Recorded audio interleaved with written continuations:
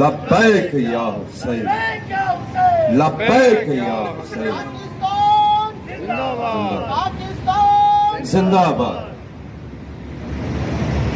اعوذ باللہ من الشیطان الرجیم، بسم اللہ الرحمن الرحیم، ان للہ و انا الیہ راجعون۔ 16 دسمبر 2014 یہ وہ دن جس دن دہشت گردوں نے، دہشت گردی کی افریت نے خاک و خون کی ہولی کھیلی، اپنی بربریت اور سفاکیت کا مظاہرہ کرتے ہوئے آرمی پبلک اسکول پشاور میں داخل ہوئے اور معصوم ننھے فرشتوں کو خاک و خون میں نہلا دیا۔ یہ وہ دن تھا جس دن پاکستان کی تاریخ کا سب سے اندوناک واقعہ پیش آیا۔ یہ وہ ظالم دہشت گرد تھے جنہوں نے نہ معصوم بچوں پر رحم کھایا، نہ استادوں پر رحم کھایا۔ یہ وہ ظالم تھے جو تاریکی پھیلانے کے لیے نکلے تھے، جن کا مقصد یہ دہشت گردی کر کے سرزمین پاکستان میں بسنے والی اس قوم کی عزم و ہمت کو پسپا کرے۔ لیکن ان شہیدوں کی لہو کا یہ تاثیر، وہ کیسا پاک لہو تھا اور اس کی کیا تاثیر تھی کہ اس نے پوری قوم کو یکجا کر دیا۔ اس نے پوری قوم کو ان دہشت گردوں کے مد مقابل یک زباں لا کر کھڑا کر دیا، اور اس پیغام کے ساتھ کہ ہم پاکستان کے باوفا فرزند ہیں، ہم پاکستان، یہ ہماری سرزمین، ہماری ماں ہے، اور ہم دہشت گردوں کے سامنے اپنا سر کبھی نہیں جھکائیں گے۔ میرے عزیزو، اس وطن کی سالمیت کے لیے میرے اداروں نے، میری پاکستان کے بہادر افواج کے سپاہیوں نے اپنی گردنیں کٹائیں، سینوں پہ گولیاں کھائیں، اور میرے ان جوانوں کی گردنیں کاٹ کر ان کے سروں سے فٹ بال بھی کھیلا گیا۔ یہ دہشت گردی کی ایک طویل تاریخ ہے جس میں نظر کریں تو ایک طرف شہید حسن ترابی، دوسری طرف شہید عسکری۔ میں کس شہید کا نام لوں؟ ملت جعفریہ ایک طویل عرصے سے ان دہشت گردوں کا ہدف رہی۔ یہ دہشت گرد بلا شبہ یہ جانتے ہیں کہ سرزمین پاکستان کی فرنٹ لائن، سرزمین پاکستان کے باوفا اور محب وطن فرزند یہ کون سی ملت ہے جو کہ ہمیشہ دہشت گردوں کے سامنے آ کر کھڑی ہوتی ہے۔ جہاں ایک طرف میرے فوج کے جوان، میرے رینجرز کے جوان، قانون نافذ کرنے والے اداروں کے جوان ہماری جغرافی سرحدوں کی محافظت کر رہے ہوتے ہیں، وہیں دوسری جانب ہمارے علماء، ہمارے دانشور ہماری نظریاتی سرحدوں کی حفاظت میں مصروف عمل ہوتے ہیں۔ تو بنیادی طور پر آپ نے دیکھا ہوگا کہ ان دہشت گردوں کا ہدف کون ہے۔ ایک طرف وہ جو سرحدوں پر کھڑے ہیں، اور دوسری طرف وہ جو ملک کے اندر دہشت گردی کے خلاف یک زباں ہو کر کھڑے ہوتے ہیں۔ علماء مار دیے جاتے ہیں، ڈاکٹرز مار دیے جاتے ہیں، انجینئرز کو مارا جاتا ہے، سپاہی کو مارا جاتا ہے۔ نہیں مارا جاتا تو کنہیں نہیں مارا جاتا جو اس ملک کو دونوں ہاتھوں سے لوٹنے میں مصروف ہے۔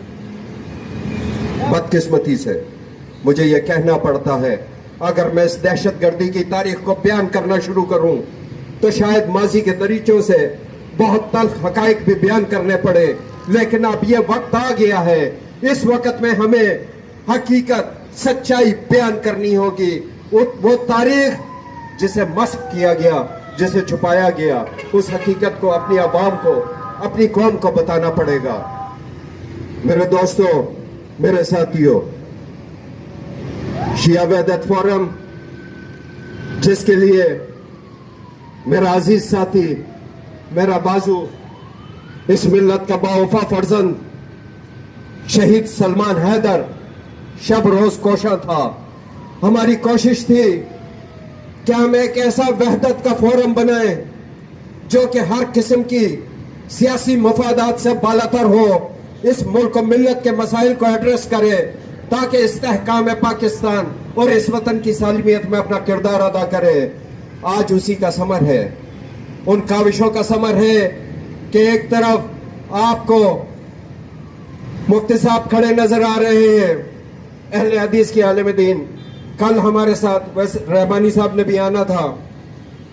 مختلف مکاتب فکر ایک پلیٹ فارم پہ اس وجہ سے ہے تاکہ دشمن کو پیغام دے کہ تم نے یہاں پر فرقہ واریت کی بیج بویا تھا, دہشت گردی فرقوں کے نام پہ کی تھی, لیکن تم ناکام اور نامراد رہے.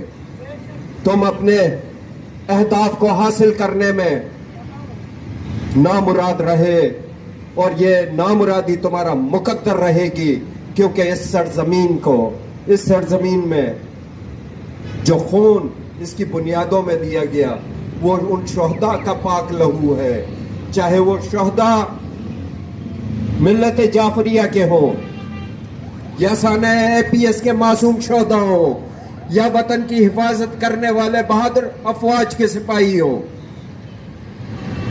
برادران من, اس شہر میں ایک وقت تھا جب آپ لوگوں کو یاد ہوگا خون کی ہولی کھیلی جاتی تھی.